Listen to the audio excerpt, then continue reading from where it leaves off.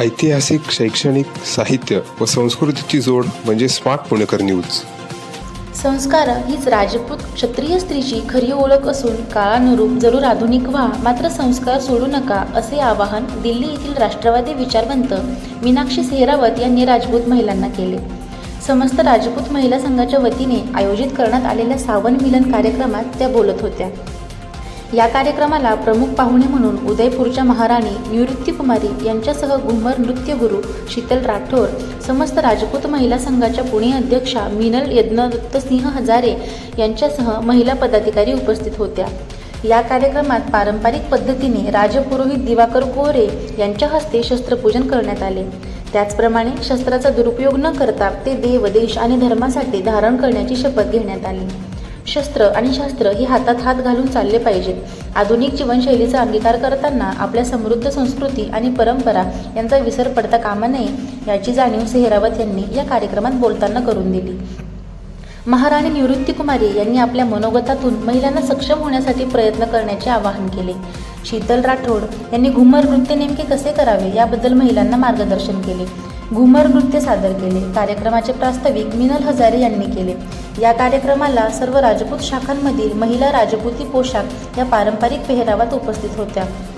विविध क्षेत्रातील उल्लेखनीय कार्य करणाऱ्या राज्यातील विविध भागातील महिलांचा या कार्यक्रमात सन्मान करण्यात आला. समस्त राजपूत महिला संघ ही संस्था राजपूत समाजासाठी कार्यरत आहे. तसेच कार्यक्रमात संपूर्ण महाराष्ट्रातून उत्स्फूर्त प्रतिसाद मिळाल्याबद्दल अध्यक्षांनी आभार मानले. बहुत अच्छा लग रहा है. जैसे मैंने कहा कि महाराणा प्रताप की धरती से छत्रपति शिवाजी महाराज की धरती में आए हैं, तो बहुत ही अच्छा लग रहा है. और मीनल जी को मैं बहुत बहुत धन्यवाद कहना चाहूँगी कि उनके वजह से इतने सुंदर सावन मिलन उत्सव में मतलब भाग लेने का मौका मिला.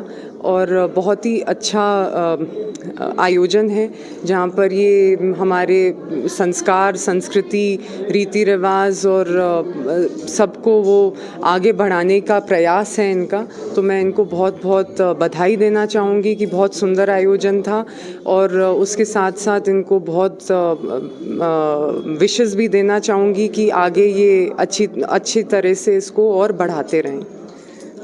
जो पुण्य नगरी में अभी जो सभी सतरानियों का जो प्रोग्राम रखा था जी, तो इसको आगे बढ़ावा देने के लिए सतरानियों को एकता के लिए क्या ऐसे कार्यक्रम करने से हमेशा सब जगह, तो ताकि आगे बढ़े अपनी जो महान विरासत है जी, महाराणा प्रताप जी की. जी नहीं, मुझे लगता है कि ये एक दिन से नहीं हो सकता है. डेफिनेटली एक शुरुआत है, पर जो सीख यहाँ पर हम देने की कोशिश या मीनल जी इस आयोजन के द्वारा देने की कोशिश कर रहे हैं कि ये एक ऐसी चीज़ है जो हमारे संस्कार हैं, हमारी जो संस्कृति है, ये हर रोज़ हमको इसको घर पे भी अपने बच्चों के साथ फॉलो करना ज़रूरी है. ये एक दिन सिर्फ मतलब यहाँ पर आकर सबके साथ बातचीत करके भूलने की बात नहीं है. और यही सीख हमको हमारे पूर्वजों से मिलती है और हम इसी चीज़ को रोज़ जीने की कोशिश करते हैं, हम खुद और हमारे बच्चों के साथ खुद, ताकि वो भी आगे वाली पीढ़ी को ये सिखा सके. हाँ, एक ही कारण है कि हिंदुओं में शिक्षा की कमी है. हिंदुओं में नहीं, हिंदुओं के परिवारों में शिक्षा की कमी है.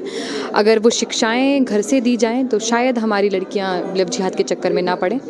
तो बेसिकली शिक्षा की यहाँ पे अभाव है. शिक्षा दी जाए, अपने इतिहास को, गौरवशाली इतिहास को, हमारी गौरवशाली वीर वीरांगनाओं के इतिहास को बताया जाए, पढ़ाया जाए, सिखाया जाए, तो कोई भी लड़की लब जिहाद के चक्कर में नहीं आएगी.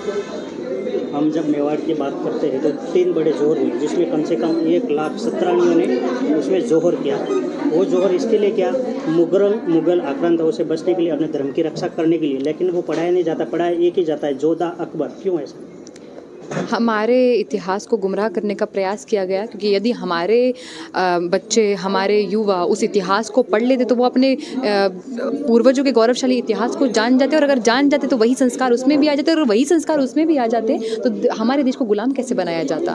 तो उसको बदला गया, हमारे एजुकेशन सिस्टम को बदला गया, इसलिए बदला गया ताकि हमें जल्द से जल्द गुलाम बनाया जाए. इसलिए हमारे जो इतने सारे ऐसे ऐतिहासिक पुरुष, वीर वीरांगनाएं रही हैं, उनके बारे में हमें नहीं पढ़ाया गया, नहीं बताया गया. एजुकेशन सिस्टम में खराबी करी गई. इसलिए अभी आपने जो दिल्ली का बताया था, दिल्ली में जाट, मराठा, राजपूत एक साथ लड़े, फिर भी हमारे यहाँ जातिवाद इतना दिखाया जाता है कि हम एक दूसरे के काफ़ी विरोध हैं, लेकिन जब संस्कृति और धर्म की बात है तो सबने मिलकर युद्ध लड़ा है। जी जी जी। तो नहीं, जातिवाद तो देखो, जाति तो मैं नहीं बोलूँगी, ये एक कम्युनिटीज़ थे जो अपना अपना धर्म निभा रहे थे उस समय पे, लेकिन अब जो वो धर्म जो पहले वो लोग निभा रहे थे, अब उस धर्म का अहंकार उनको हो गया जो कुछ कर ही नहीं रहे हैं। आप समझ रहे हैं कि अगर किसी जाट ने लड़ाई करी तो वो जाट अपने आप को इसलिए कह पा रहा था क्योंकि उसने धर्म के लिए कुछ करा, राजपूत इसलिए कह पा रहा था क्योंकि उसने धर्म के लिए कुछ करा, मराठा इसलिए कह पा रहा था क्योंकि धर्म के लिए कुछ करा। लेकिन अब उनके पूर्वजों को उसका अहंकार हो चुका है जो कुछ कर नहीं रहे हैं। यदि आपको अहंकार करना ही है अपनी जाति का, तो मुझे लगता है कि पहले आपको देश, धर्म और संस्कृति के लिए कुछ करना चाहिए, और फिर आप अहंकार कीजिए, कोई प्रॉब्लम नहीं है। आप हक से कीजिए, मैं मराठा हूँ, सबसे पहले आप ये कोशिश कीजिए, ये प्रयास कीजिए कि आप अपने पूर्वजों का अनुसरण कर वही देश की रक्षा के लिए, धर्म की रक्षा के लिए, संस्कृति की रक्षा के लिए कुछ करें, तो मुझे लगता है ये ज़्यादा गौरवशाली आपके लिए रहेगा।